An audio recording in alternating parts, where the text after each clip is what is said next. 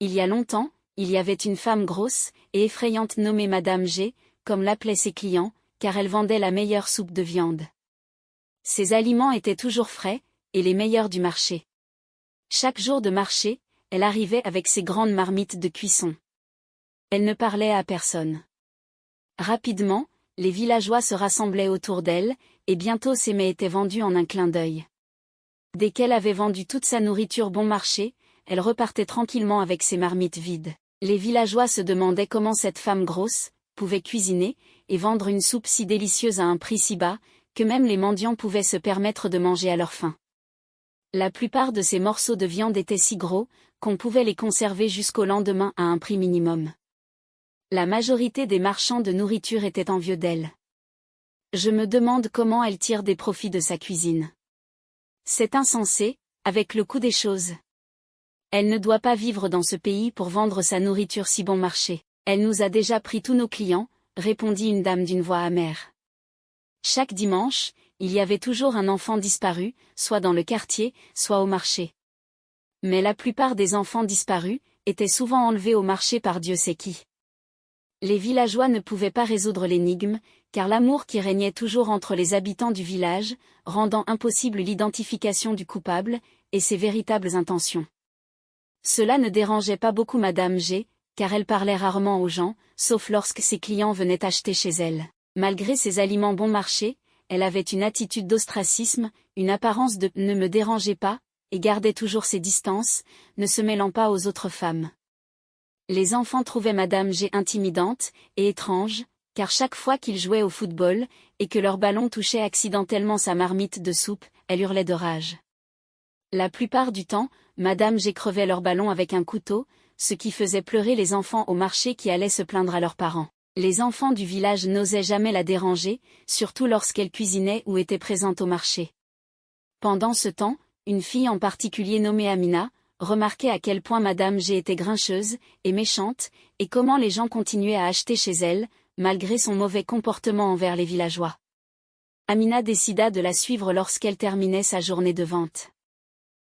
Un soir, quand Madame G avait fini ses ventes de la journée comme d'habitude, elle ferma immédiatement son échoppe, prit sa marmite, et se dirigea vers la forêt interdite, contre laquelle les anciens du village avaient déjà mis en garde leurs enfants. Il y avait de nombreuses versions effrayantes de cette forêt maléfique. Une version disait que les esprits maléfiques des villageois y tenaient leur réunion, et d'autres scénarios effrayants que les mots ne pouvaient expliquer. Amina regardait Madame G entrer dans la forêt. Pourquoi va-t-elle vers la forêt interdite? Elle devrait savoir à quel point cette forêt est maléfique, pensa Amina, son esprit tourmenté par des pensées négatives. Elle suivait Madame G, en essayant de marcher sur la pointe des pieds, pour ne pas être vue. Même en marchant discrètement derrière elle, la peur remplissait l'esprit d'Amina, qui se posait des questions impossibles à poser à Madame G en personne. Madame G marchait de plus en plus vite, et Amina, qui la suivait, accélérait aussi pour ne pas la perdre, et surtout pour ne pas se faire attraper. Amina ouvrit la bouche, stupéfaite. Les sorcières existaient vraiment. Elle vit 5 femmes en habit noir fantomatique, qui se rassemblaient autour d'un grand hiroko, attendant Madame G qui portait encore la grande marmite qu'elle utilisait, pour cuisiner pour ses clients. Amina se cacha rapidement derrière un manguier.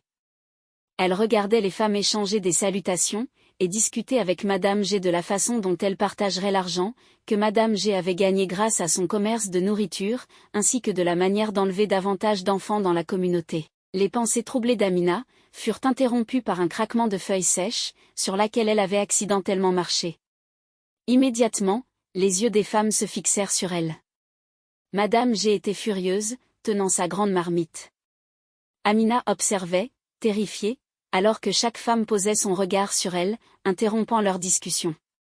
Par peur d'être vue, et de devenir une victime, Amina fit lentement 2 pas en arrière avant de prendre ses jambes à son cou, retraçant son chemin hors de la forêt aussi vite que possible. Arrivée sur la place du village, encore en sueur, et essoufflée, essayant de reprendre son souffle, avec une expression révélant qu'elle avait vu quelque chose d'extraordinaire, elle expliqua tout au roi du village. « Mais pourquoi une pauvre orpheline comme toi a-t-elle suivi Madame G dans la forêt? Tu connais les conséquences de tes actions. Et si tu avais été possédée ou pire, tuée par un esprit maléfique? Es-tu sûre de ce que tu dis? J'espère que ce n'est pas une blague, dit le roi en ajustant sa position sur le trône, les yeux fixés sur Amina. Il ordonna alors à ses gardes de se rendre dans la forêt maléfique, pour en déloger les femmes maléfiques. Dans la forêt, les femmes barbares, y compris Madame G, s'inquiétaient de la fille qui les avait vues, et discutaient de la possibilité de retourner au village. Madame G suggéra alors de rester dans la forêt, sinon elles seraient toutes tuées par les villageois, car la petite fille avait découvert leur secret.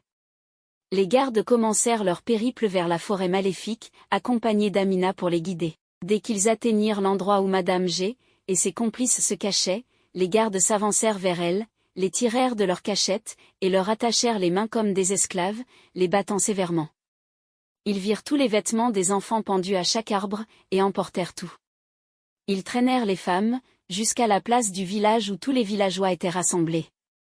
Le roi fut d'abord stupéfait de voir les vêtements des enfants qu'elles avaient tués, puis il cracha sur Madame G et ses complices qui avaient commis un sacrilège. Certains villageois qui avaient mangé la nourriture de Madame G pleuraient de regret.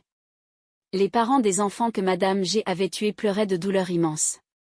Le roi ordonna alors aux villageois de les lapider à mort, car elles ne méritaient pas de vivre. Grâce à Amina, qui avait sauvé la communauté, le roi la récompensa pour son courage. La morale de cette histoire est de faire attention à ce que l'on mange à l'extérieur, et de ne jamais tuer personne pour remplacer un animal.